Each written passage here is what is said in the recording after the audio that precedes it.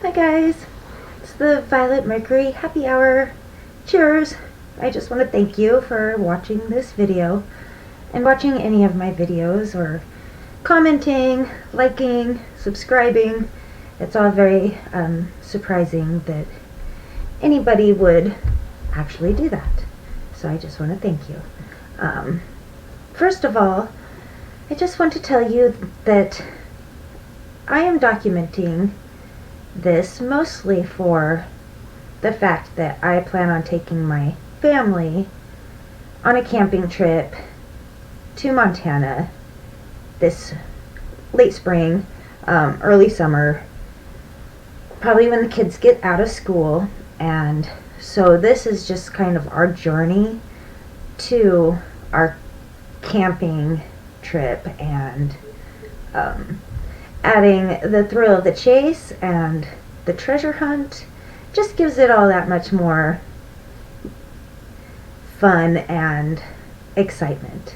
So I just want to say, anything that I conclude or any of my observations are strictly my own opinion on the Forrest Fenn treasure, and I'm not some oracle that has all of the answers, but what I am is fairly new to this entire treasure hunt and story, and so in that respect I just want you to keep that in mind. And in a way I feel like that gives me a bit of an advantage, sort of, because I don't have all these different ideas to boggle my mind and change my theories and perceptions. I'm going with my gut and my first instincts and the initial reactions and thoughts and the initial place that I stumbled upon while going through and searching through his clues, and it led me to somewhere where I think is just so miraculous, so beautiful. I am excited to see it in person, and I can't wait. So most of my content throughout will be mostly geared towards like the camping trip, the preparations, the location, and all of that jazz. So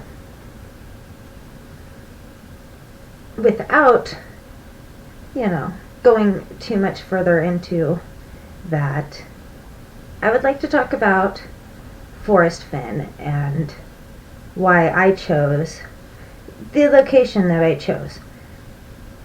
He has said on multiple times that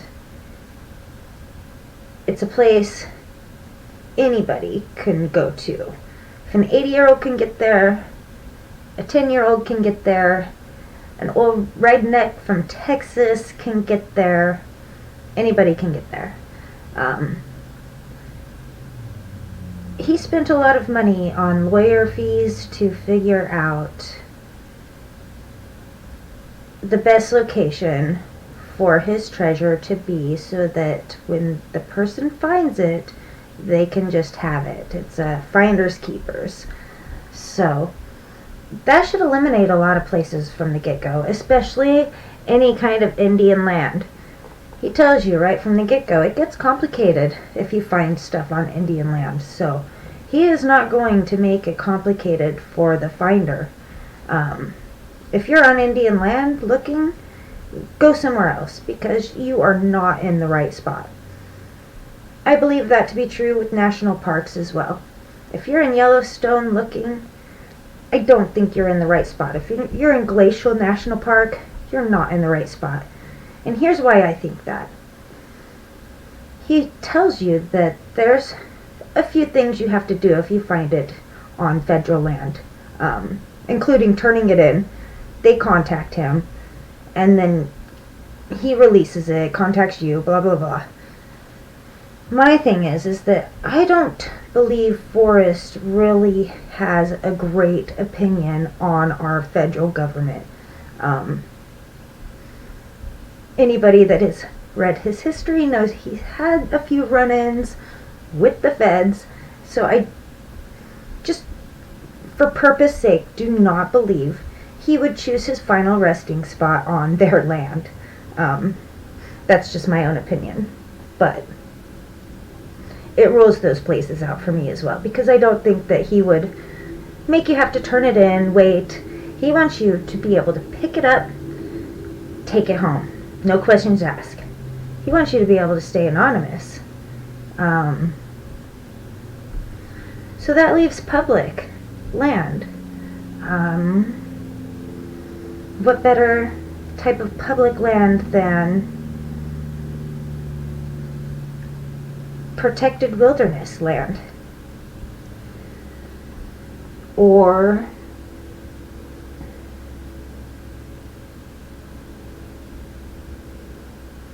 any type of public land for that matter. So, that's my thought. Like, it should be on public land. We're going to public land. And it should be fantastic. Next, keep in mind safety. If you are anywhere that is dangerous, you should not be there. Even with like bear attacks and stuff. Always, anytime you are in the Rockies, near the Rockies, you should be bear aware. But he's not going to be sending you out into bear country, because I don't think that he wanted his final resting spot to be ravaged by bears. So I kind of discounted anywhere that could even potentially be like that. So, you know, it's kind of like national parks. Like, if you're in Yellowstone, please do not ever go off a trail and go up near any of the geysers or hot springs or that boiling water. Trust me, he is not going to send you off those trails. And I think it's illegal to go off those trails. So just know where you're at and your surroundings, and don't put yourself into any kind of situation that you feel is life-threatening or even dangerous. So keep that in mind when you approach any kind of time spent out in the country, in backcountry especially. So those are some of the things that I've used to pinpoint my exact location. And I guess you could say I'm a poem purist, because I don't have the books and I don't really have a lot of his materials or anything like that. What I have is his poem, and that's about it. I've just analyzed it over and over and have picked up on certain things, certain clues. And I have the map. I've looked at the map, obviously. And this is where I'm going to be going. And I want you all to come along with me on this journey. It should be fun no matter what. At least I'll get to see some of that big sky country and document it and reveal it here. And